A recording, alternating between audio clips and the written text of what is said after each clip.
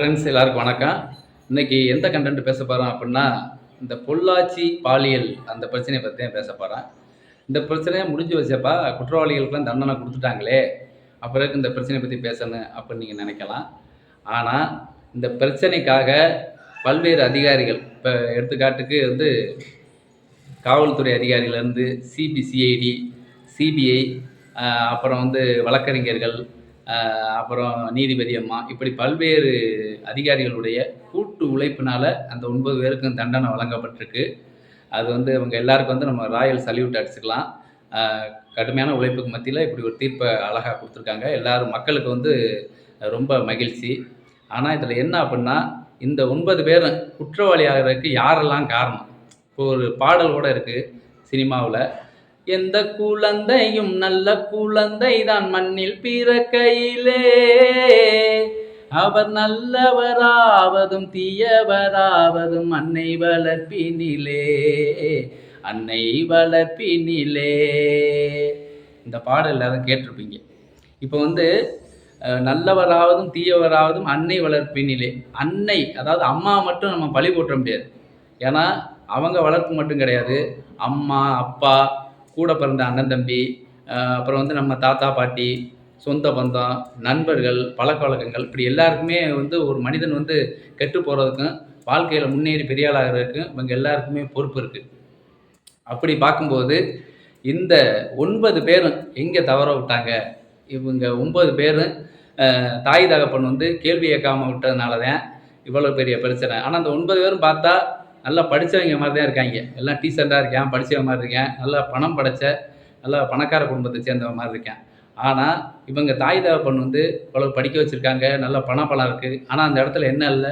ஒழுக்கம் இல்லை.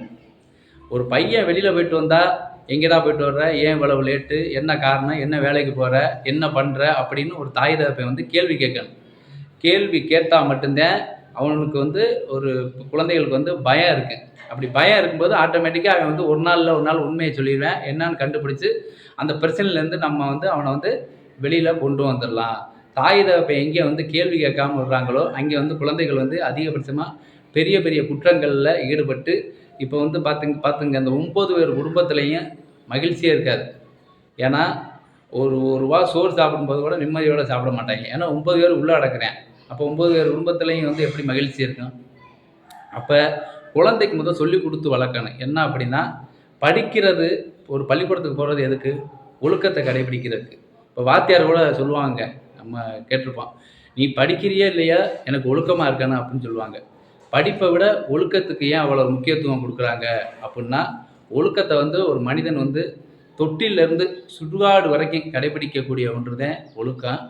அதனால் ஒரு மனிதன் ஒழுக்கமாக இருந்துட்டால் அதிலிருந்து எந்த பிரச்சனையுமே வராது.